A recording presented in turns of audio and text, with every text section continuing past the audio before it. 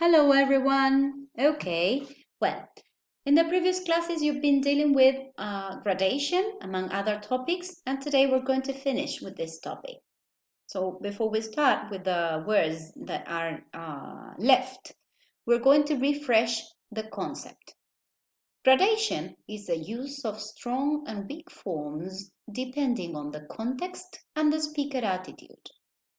That means that there's a group of words that can have different pronunciations, and the speaker will have to choose either to use the strong or the weak form.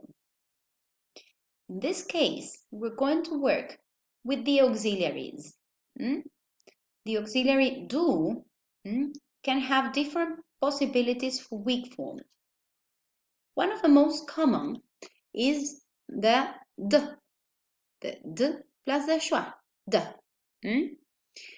But this can also have a second pronunciation, that is the d in isolation, the d sound.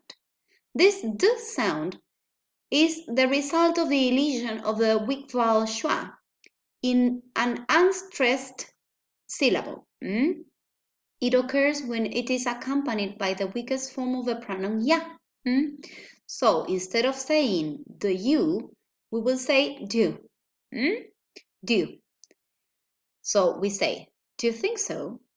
Do you always sing as flat as that? Do you want to go to the opera tonight? There's an important piece of information present here that it says notice spelling. When you elide the weak vowel schwa, in certain contexts you will find this spelling different from the one in the first example. This pronunciation is generally produced as do in initial position in an utterance or at the beginning of a tone group when preceded by a pause. So you say, do you want to go to the opera tonight? But when we have this combination in a very rapid speech in the middle of the utterance, in the middle of the speaker utterance, this the you or do, that we pronounced here suffers or undergoes a process of coalescent assimilation, and it becomes j. So we may have this pronunciation here as what you do for a living, what you do for a living, j, as the result of the process of coalescent assimilation. Remember that this process affecting this combination can only occur in the immediate position in the speaker utterance. Well, the complete or full form of the weak auxiliary do as d is used before consonant sounds. So you say, how do they know? How do they know? What do we think?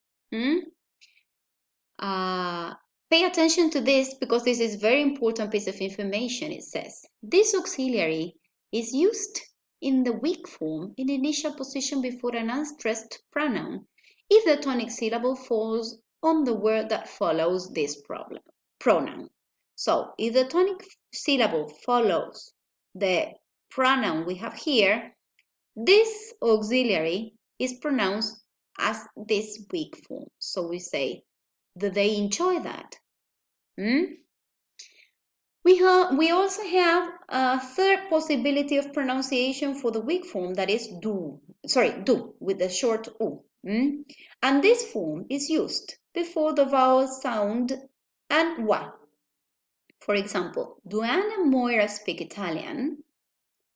What do we do for a living, you asked? Where do owls nest? In these cases, the do is with the vowel u because it is followed by a vowel sound or a semivowel.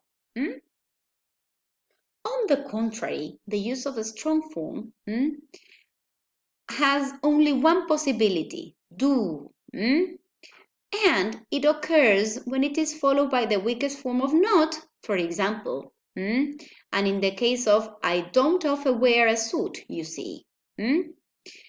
But you have to pay attention to this important piece of information written here that says, notice especially the forms can't, shan't, don't, won't, mustn't, in which can, shall, do, will, and must change their pronunciations when they are combined with not. So instead of saying don't, we're going to say don't with the diphthong O, don't. Well, we also use the strong form of do in emphatic affirmative, where the auxiliary is stressed. Oh, do say something. Do have some more tea. This is emphatic affirmative. They are used in affirmative sentences and as auxiliaries. So they take the strong form. We also use the strong form of do before a pause. I do, and I hope it becomes apparent, appreciate your advice. In this case, do is before a pause, so we use the strong form. We also use the strong form of do in final position as a sentence substitute. That means that this do here will replace the complete idea of the previous sentence. I think I'll look in there tomorrow. Yes, do. That do implies look in there tomorrow. We also use the strong form of do in tag questions. They don't look happy, do they? This is a tag question. It takes a strong form. And we also use the do form, the strong form of do, in WH questions plus auxiliaries plus an unstressed pronoun. How does she? This pronoun is unstressed, so we have the WH question or the WH word, the auxiliary, and the unstressed pronoun, so this should be pronounced in the strong form. And a case that is not considered a case of gradation or that the word is not affected by the process of gradation is when do is the main verb in the clause. We know that when we're speaking about main verbs or verbs, they do not undergo the process of gradation, but we consider this to separate them from the cases of gradation. So we say, let's do it now. They do a very good job. Well, the case of does is very similar to the case of do. We generally use the weak form in most of the context. Does is used before a noun phrase subject. For example, does your mother work? What does ugly mean? And this is an important piece of information that says that the auxiliary is used in the weak form in initial position before an unstressed pronoun if the tonic syllable falls on the word that follows this pronoun. That means that the tonic syllable should follow here, so we take weak form, unstressed pronoun, and the tonic syllable here, the most important piece of information in these sentences. Does he know about it? Does she mean it? In the case of strong forms for does, we have this possibility for pronunciation. Does. And this strong form occurs when does is followed by the weakest form of not. He doesn't speak English very well. In emphatic affirmative, when the verb is stressed, he really does believe the story. She does say silly things. Before a pause, she always does, and she will certainly do what she is expected. So we have a pause here, and as a consequence, this does should be in the strong form. In final position as a sentence substitute, this is the same case as we read some minutes ago with do.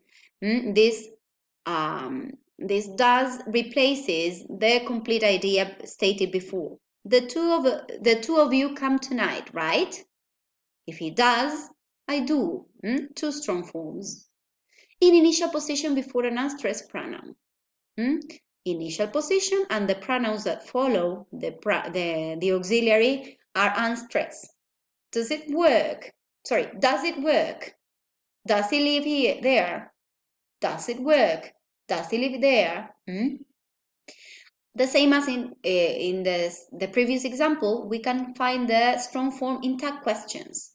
Sally looks just like Mary in this photo, doesn't she? And the same as in do, in WH questions plus auxiliary plus an unstressed pronoun, like, for example, how does he? How does he? When does is the main verb in the clause, this is what we said before. Main verbs are not affected by the process of gradation, but we find this example here in the booklet for you to understand that they will never take the weak form when they are stated as the main verb in the sentence.